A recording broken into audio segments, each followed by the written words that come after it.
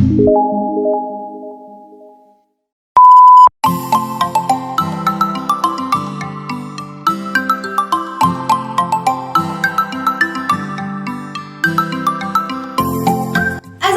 warahmatullahi wabarakatuh.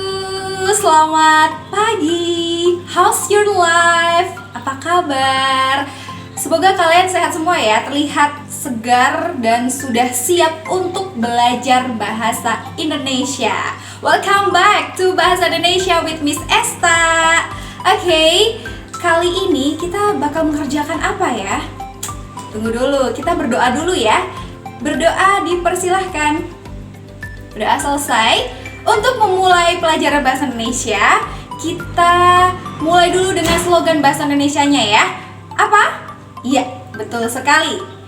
Utamakan bahasa Indonesia, lestarikan bahasa daerah, kuasai bahasa asing. Itu dia, sangat penting sekali untuk kita tanamkan di setiap langkah kita, terutama dalam belajar bahasa Indonesia. Nah, hari ini kita sedang berada di KD 3.4, yakni menganalisis struktur teks eksposisi. Teks eksposisi sudah kita pelajari ya di pertemuan sebelumnya. Tahu struktur teks eksposisi? Ya, sangat sederhana. Ada 3 macam. Yang pertama itu ada tesis, kedua ada argumentasi, dan yang ketiga ada simpulan. Tapi kali ini kita akan memperdalam lagi tentang teks eksposisi itu sendiri yang kita kaitkan dengan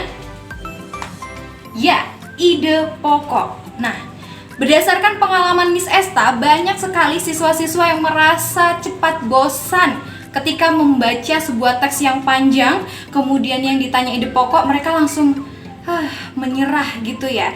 Padahal ada tipsnya. Kali ini Miss Esta akan kasih tahu nih tipsnya. Sebelumnya, Miss Esta mau kasih tahu dulu untuk kalian, nanti akan Miss terapkan metode berpasangan. Jadi di sini nanti akan Miss kasih selembaran ya. Kemudian kalian kerjakan, kalian akan tentukan mana yang merupakan kalimat utamanya. Kemudian kalian beri alasannya. 5 tercepat dari kalian akan mendapatkan nilai lebih, dan 1 terbaik akan Miss Esta pilih untuk mempresentasikan hasilnya di depan kelas. Dan jangan khawatir, untuk semuanya tetap mendapatkan nilai. Oke, langsung aja. Ini adalah ide pokok. Nama lainnya banyak sekali. Ada gagasan pokok, ada gagasan utama, dan juga kalimat utama itu sendiri. Nah, selanjutnya bagaimana ya menemukan ide pokok? Mudah sekali ya, kalian hanya perlu mengingat rumus ABC seperti yang sudah saya tuliskan di sini. ABC itu ada awal, B belakang, C campuran.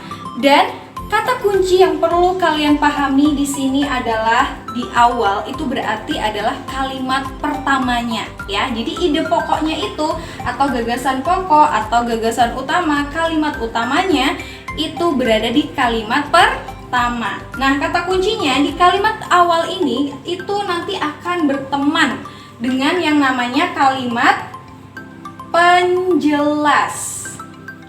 Nah, kalimat penjelas ini nanti yang akan menentukan, oh ternyata ide pokoknya ada di kalimat awal gitu.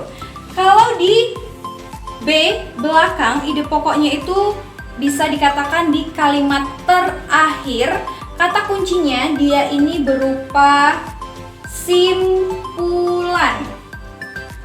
Nah, dan sedangkan yang C campuran itu adalah perpaduan dari A sama B. Jadi sangat mudah sekali ya, kalau udah ada A sama B berarti dia campuran. Nah, sekarang Miss Esta akan menjelaskan bagaimana kalian menemukan ide pokok itu ada di awal atau kalimat pertama. Mudah sekali, kalian hanya mengetahui ciri-cirinya. Misalnya saja di awal kalian fokus di sini ada yang namanya repetisi. Apa itu? Iya, pengulangan. Di sini pengulangan maksudnya nanti di kalimat pertama, misalnya berbicara tentang COVID-19 bla bla bla. Di kalimat kedua dia di situ juga menjelaskan atau mengulangi kata COVID-19. Ini namanya merepetisi. Begitu. Dan yang kedua, di sini kita akan fokus ke rujukan. Rujukan ini mudah sekali kita menemui kata ini, kemudian itu, tersebut, dan lain sebagainya di kalimat kedua dan selanjutnya, berarti ini menjelaskan. Jadi ini bisa disimpulkan sebagai kalimat penjelas. Otomatis dia berada di kalimat pertama. Selanjutnya